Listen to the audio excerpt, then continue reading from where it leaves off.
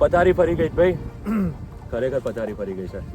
બધાને ખબર છે જળ પ્રલય થયો છે, બધે જળબંબાકાર છે, પણ અસલ નુકસાનમાં કોણ છે, ખરેખર નુકસાનીમાં કોણ છે? તો ખેડૂત છે. બરાબર, ખેડૂતોના પાક ધોવાઈ જવાના છે, ડાંગરો ધોવાઈ જવાની છે, પણ એનું સોલ્યુશન આવશે શું? એનું સમાધાન શું? તો કશુંય નહીં.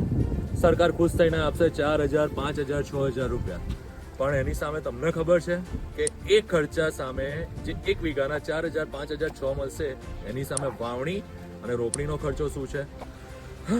તો ચલો હિસાબ મારીએ. વાવણીમાં અને રોપણીમાં પહેલું તો ખેડામણ સરખું રહેશે 1,600 રૂપિયા, રોપણીમાં અલગથી 800 રૂપિયા, ડોરામણના અલગ રહેશે. પછી આવીએ આપણે પાયાના ખાતર પર, જે 2,000 રૂપિયાની આજુબાજુ રહેશે. પછી આવીએ બિયારણ પર, તો વાવણીમાં 1,000 રૂપિયા, રોપણીમાં 500 રૂપિયા.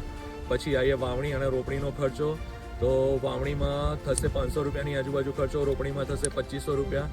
પછી આગળ જોઈએ તો ખાતરનો ખર્ચો, તો 500 રૂપિયાની આજુબાજુ અત્યાર સુધી એવરેજ એપ્રોક્સલી ખર્ચો કર્યો હશે. અને છેલ્લે જોઈએ તો નિંદામણ નાશક 500 રૂપિયાની આજુબાજુ ખેડૂતોએ વાપર્યું હશે. તો એક બાજુ થશે 6200 રૂપિયા અને એક બાજુ થશે 8600 રૂપિયા. પણ કેટલાય ખેડૂતો એવા હશે જેમણે નિંદામણ કરાવડાવ્યું હશે માણસો સાથે, તો એના 1,000 રૂપિયા વીઘા પર અલગથી ઉમેરી દેશો તો એક બાજુ રોપણીના 9600 રૂપિયા થશે અને વાવણીના થશે 7200ની આજુબાજુ. બરાબર, હવે તમે જ કહો કે જો ગવર્મેન્ટ નુકસાનીના રૂપિયા આપશે તો એ ખેડૂતને પરવડશે? બરાબર. રાધે રાધે.